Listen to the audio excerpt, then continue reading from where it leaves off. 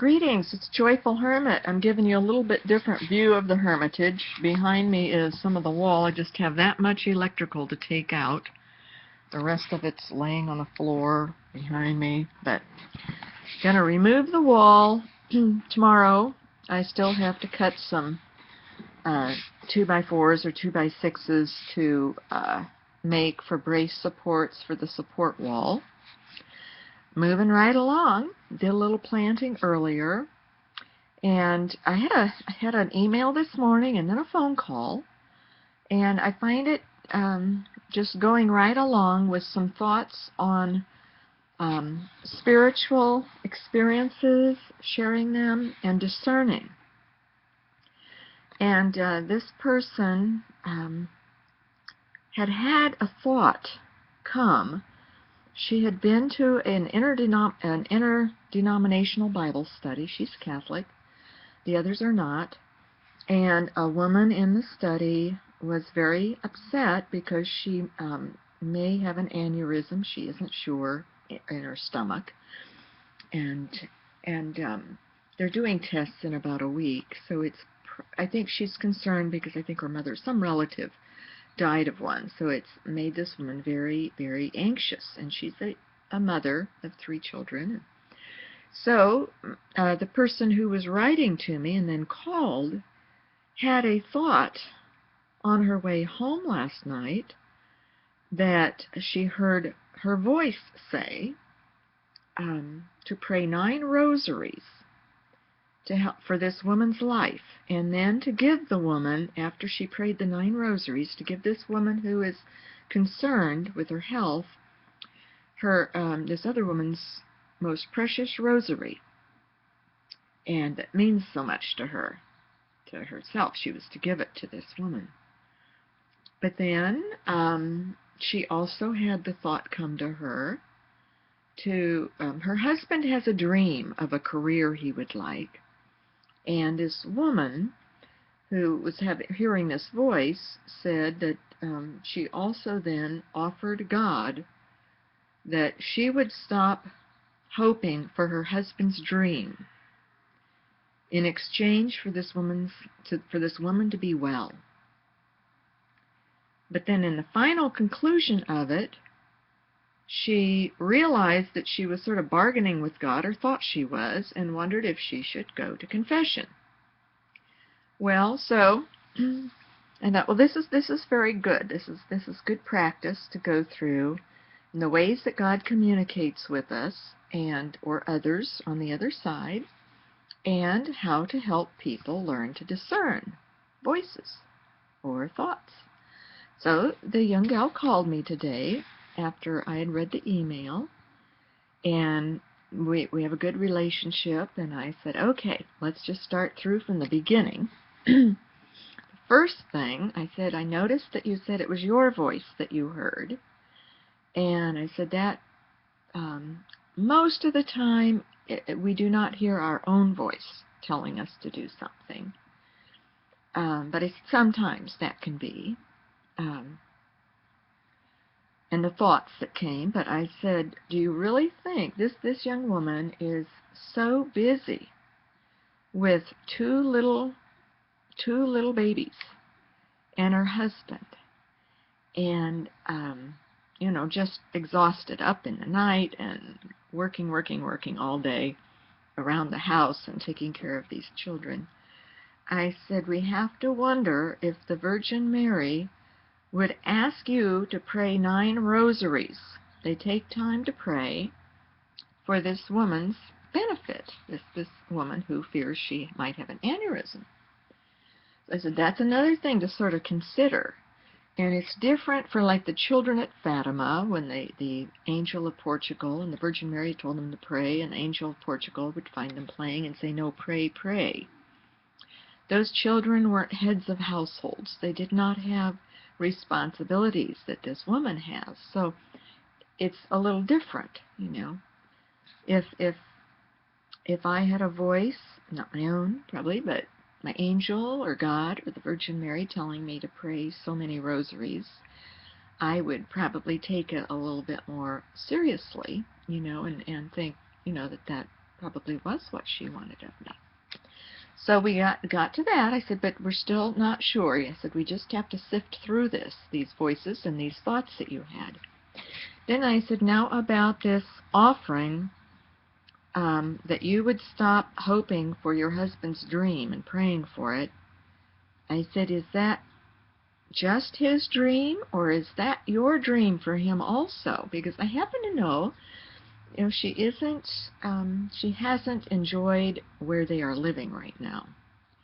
And so I shared with my friend that when I was married and we lived in a place that I didn't particularly enjoy, and I suspected my husband of infidelities, and so I wanted and I hoped and prayed that he would get other job offers and we would move away from there to a better location and, more fresh start for him. I think he didn't realize I suspected what was going on. So we did. He did get a job in a pristine area, gorgeous, delightful, and an excellent job. And I even was able then to pursue my career a little bit more. But within maybe 3 months, this car accident, this drunk driver hits us, and I'm injured for life. And my husband at the time, decided he was going to be honest about some of his many infidelities, and also decided he didn't want to be married anymore. So it ended up, lovely area. We were at the peak of our income at that time, doing very well, 3 gorgeous, beautiful children, little ones, and boom, it was over. So, for me at least, and for the children. So, I said, sometimes what we dream or want, or even what our spouses, I said, maybe your husband, maybe that's his dream and not God's dream. I said, you bring up a good point, and something that I haven't really thought about or prayed about that much, at least not recently, and that is to ask God, what is his dream for us? And then pray that we know what his dream is for us and that we fulfill his dream for us. And I said, let your husband have his dream. And if it's not God's dream for him, God will let him know. But I said, you were sort of offering away something that really wasn't yours to offer, but she had made it hers. And she laughed. We were both laughing because she knew it was true. And I knew it was true because I had been through the same thing myself years ago. So, good lessons that we're learning. And then in the very end, I said, now, also, I said, you know that you have a tendency to scruples. We've talked about that before. And I said, now, the last thing that you wrote was that should you go to confession? Should you go to confession? Because it was bad of you to try to bargain with God, to do these things, to give up these things, to pray the rosaries so that this woman would have good health. I said, that's sort of scrupulous because as we see, I said, this whole thing is heading south. It's looking unlikely that the voice that you heard or the instructions you were given or the whole thing was really God or Mary speaking to you.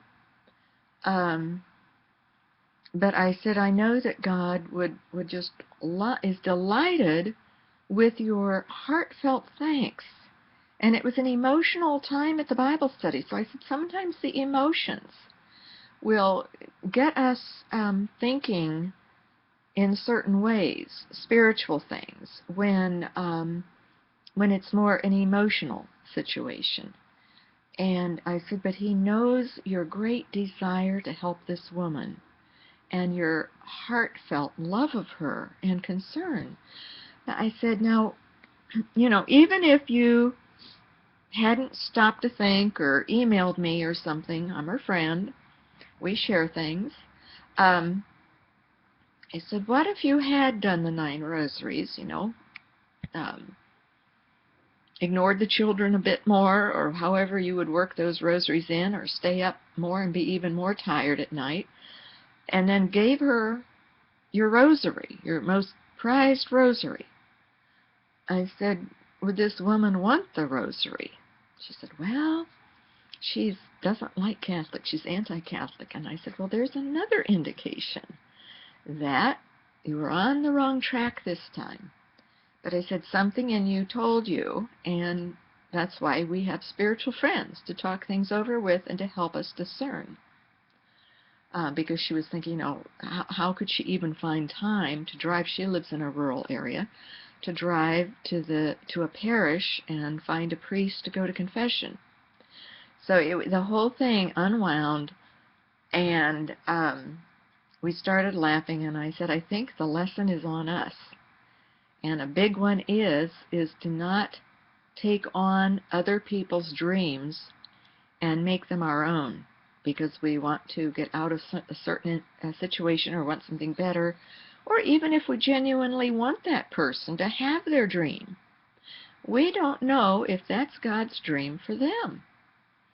My kids hoped and dreamed that I would have a much easier life moving away from the problematic neighbor where I came from. And one daughter, they just so wanted me to have a lovely retired lifestyle, not so hard life like I've had. But I never really thought that was God's dream. I don't know why. I wanted it. I mean, it sounded good. It sounded so good and refreshing. But something in me told me, no, that's not God's dream for me.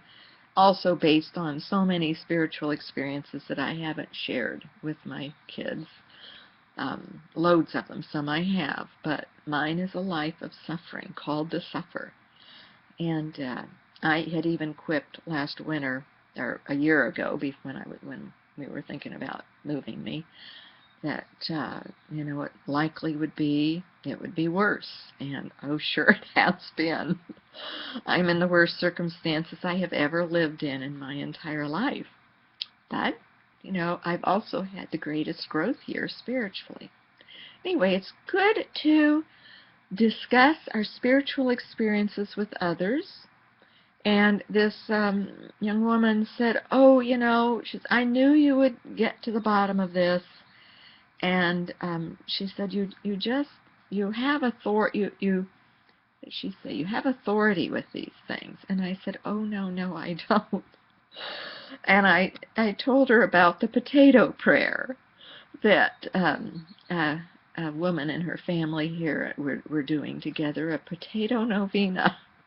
And I think I'll write about that, or on another video. But I said I'm just trial by error much of the time. I said we all really are. We're seeking God, and we're learning to be open to His voice and to Mary and our angel and anyone that He sends to speak to us, or in any way through Scripture or other people. But I said it just takes practice. And even the most, I said I'm 32 years older. I've had lots of experience, lots of practice, but I still am absolutely no authority. And I could just as much get something wrong. I said this potato novena could be the greatest offense. God may find it offensive or who knows what. But, but our intentions are good, and there's a reason why we're having this potato novena. In fact, I'm getting ready to eat my daily potato for this prayer intention. But, so it just, no, we're in this journey together and helping one another. No one's an expert, no one's an authority. I can't think of anyone, even the greatest of saints, who would say that they were authorities. And but it was a marvelous walkthrough of the types of questions we should examine and use our sense and just ask ourselves some questions or get some friends to help us discern if there's something in us that is starting to head south with some spiritual experience we've had. And at other times, if you've had some experience or you feel that God is asking something of you, it never hurts just to wait And do what you think he's asking. I said, what would have happened had you done the 9 novenas and given her the rosary? I said, and she, you would have found out. God would have let you know sooner or later that that was your voice. I mean, had you remembered, or it would have stood out to you. No, that was my voice, and it goes against, what loving Mary would ask of a very beleaguered young mother who's exhausted and busy, and a wife, and also, wouldn't be in charity to the woman who would be given the rosary.